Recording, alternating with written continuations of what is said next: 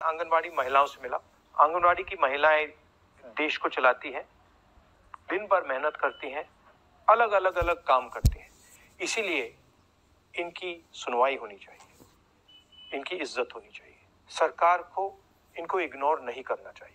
Supreme court ने 2022 में anganwadi workers इनका संविधानिक पद है, फिर उस हिसाब से इनको ग्रेजुटी लागू होनी चाहिए। और सर 3 साल हो गए हैं, ये सरकार उस बारे में कुछ भी निर्णय नहीं ले रही, सुप्रीम कोर्ट के आदेश को नहीं मान रही है सर। तो ये ग्रेजुटी सुप्रीम कोर्ट ने जो दिया आदेश, वो इस सरकार से लड़ के हमें लेना है, और उसमें आपकी भागीदारी बहुत महत्वपूर्ण रखती है। दूसरा मुद्दा है कि गुजरात हाई कोर्ट ने बोला है कि आंगनवाड़ी वर्कर्स को परमानेंट करिए, और जब तक परमानेंट नहीं कर रहे हैं तब तक इनको 3 क्लास का वेतन दो।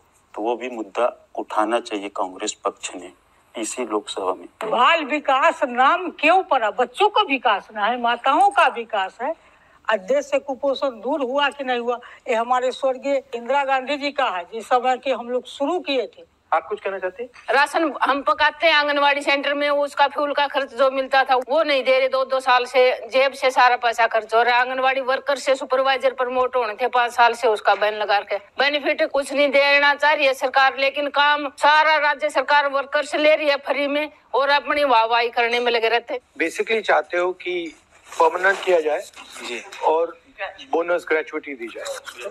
ठीक है। न्यूट्रिशन के बारे में 2017 में 8 रुपए देता था सरकार, अभी 2025 8 रुपए किस चीज के लिए? पर लाभार्थी। अभी 2025 में महंगाई इतना बढ़ गई है, 8 रुपए ही देती है। उससे कुपोषण बढ़ता है, नहीं होता बढ़ता है, और कुपोषण बढ़ रहा है दबा के रखते हैं। सर ये क्या चल रहा है? इसके बारे में, न्यूट्रिशन के बारे में, अच्छा न्यूट्रिशन अगर दे देंगे तो बच्चे कुपोषित नहीं होंगे। ये बहुत बड़ा देश का सवाल है। ठीक है, थैंक यू। आंगनवाड़ी सेविका कांग्रेस की बहुत बड़ी आभार व्यक्त करती है कि आज 28 लाख परिवारों को कुछ भोजन भी मिल रहा है काम करके। और माननीय प्रणव दा जब वित्त मंत्री थे तो 1500 से 3000 रुपया कांग्रेस के टाइम में हुआ था, वो भी बजट सेशन में ही हुआ था। लेकिन आज हम लोग लगभग 10-12 साल से बजट सेशन के लिए, जैसे ऊपर से कुछ टपकेगा मुंह में पड़ेगा, बजट सेशन में कुछ मिल ही नहीं रहा है। तो गांधी जी है, नेहरू जी है, हमें सच में इंटरेस्ट है और हमें आपके साथ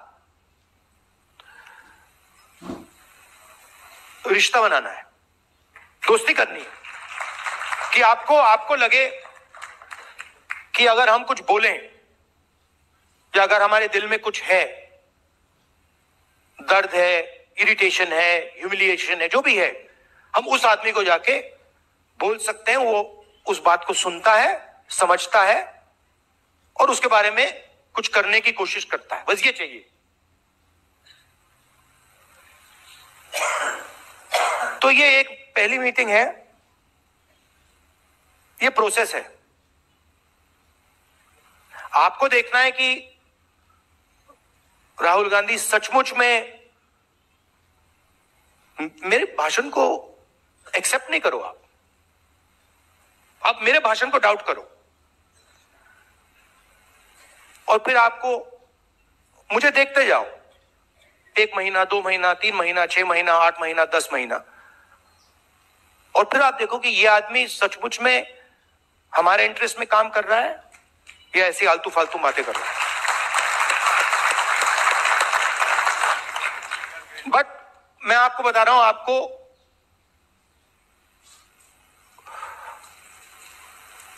कॉन्फिडेंट रहना चाहिए। ये कुछ नहीं कर सकते हमारे, ये बीजेपी वाले इनकी बस की नहीं है, ये देश को नहीं चला सकते। ये फ्रॉड है, पूरे फ्रॉड है, टोटल फ्रॉड है, ये मैं बता रहा हूं आपको। ये प्रॉब्लम क्या है कि हम लोगों में यूनिटी नहीं है, हम लोग बटे हुए हैं। जिस दिन हम लोग एक हो गए ना, ये भाग जाएंगे। मेरा पंजाब में हमारा एक कार्यकर्ता एक दिन मुझसे मिला, कहता है राहुल जी, आप जिस दिन ये कांग्रेस पार्टी की जो ओरिजिनल बेस है, जिस दिन ये एक हो गई ना, ये सब आरएसएस वाले भागेंगे यहां से। भागेंगे, ये रुकेंगे भी नहीं, भाग जाएंगे ये। तो थोड़ा सा यूनिटी पे काम करना है, दूसरे की भी सोचनी है। जैसे आपने बिल्कुल सही बोला, मैंने कहा दलितों का नाम लिया और मैंने गलती की, मैंने अति पिछड़ों का नाम नहीं लिया, लेना था। तो सबको लेकर आगे चलना है। दलितों की इश्यूज थोड़ी अलग है, अति पिछड़ों की थोड़ी अलग है, माइनॉरिटीज की थोड़ी अलग है, बट सुनकर सबको एक साथ लेकर आगे चलना है। और एक मुझे लगता है शायद थोड़े साल लगेंगे, बट जो एक प्रकार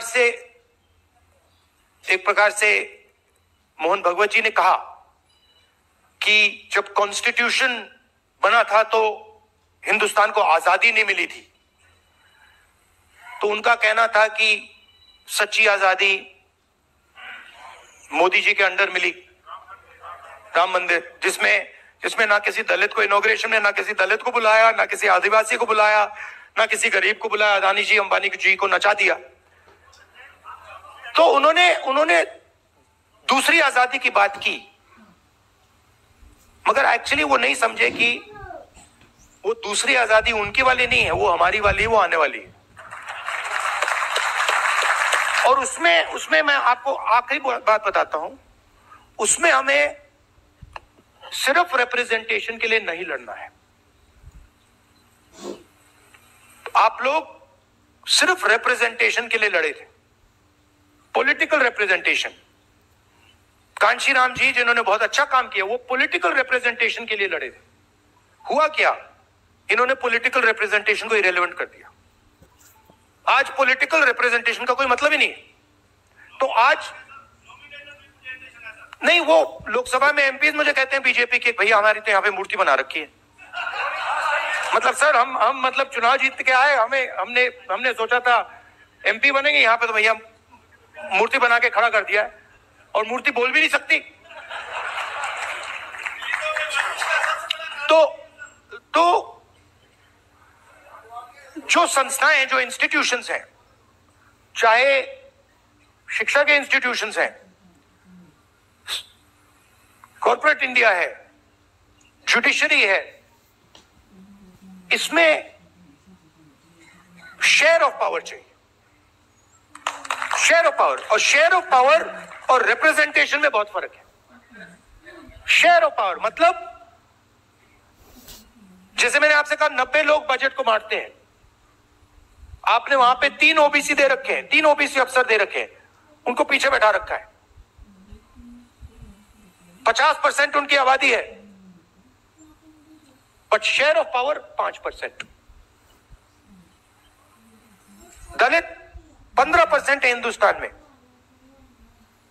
16 कह लो। Share of power 1%। मैं सिर्फ बजट की बात कर रहा हूं। तो अगला सवाल शेयर ऑफ पावर और शेयर ऑफ वेल्थ का है।